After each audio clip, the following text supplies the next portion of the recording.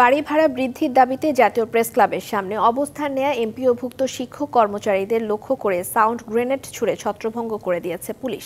চলে লাঠিচার্জ। এতে শিক্ষকরা ছত্রভঙ্গ হয়ে যান। এ সময় দাবি না মানা হলে কর্মবিরতি সহ কঠোর আন্দোলনের হুঁশিয়ারি দেন তারা।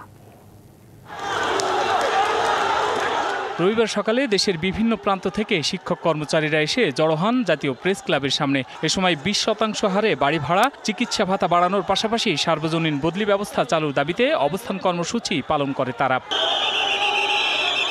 দুপুর ১:৪০ দিকে পুলিশ শিক্ষকদের শহীদ মিনারে চলে যাওয়ার কথা বললে তারা অবস্থান কর্মসূচির স্থান না ছাড়ায় তাদের উপর সাউন্ড গ্রেনেড, জলকামান ও লাঠিচার্জ করা হয়।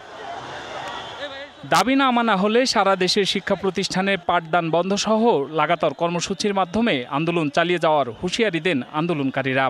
সরকার তার শিক্ষকদেরকে এইভাবে ট্রিট করতেছে, তাহলে বুঝেন আমাদের অবস্থাটা কোথায়।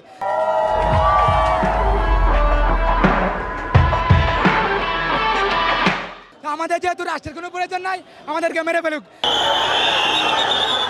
পুলিশ বলছে জনদুর্ভোগ কমাতে প্রেস ক্লাবের সামনের প্রধান সড়ক ছেড়ে দেওয়ার কথা বললে তারা তা না শোনায় সাউন্ড গ্রেনেড নিক্ষেপ করা হয়। ভয় পাইলে তারা যেন আস্তে আস্তে তারা ভয় পেয়ে চলে যাবে, ডিসপার্স হয়ে যাবে। তো আমরা এইভাবে ডিসপার্স কয়েক দফায় করা লাগছে, বুঝে করা লাগছে, কখনো ভয় দেখে করা লাগছে। এই হচ্ছে অবস্থা। আমরা এখন ওদেরকে মোটামুটি ডিসপার্স, ওরা সব চলে গেছে।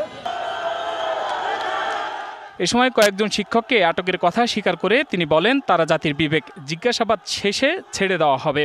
পরে প্রেস ক্লাব ছেড়ে কেন্দ্রীয় শহীদ মিনারের দিকে চলে গেলে যান চলাচল স্বাভাবিক হয়। Hasan Al Mamun, DBC news, Dhaka.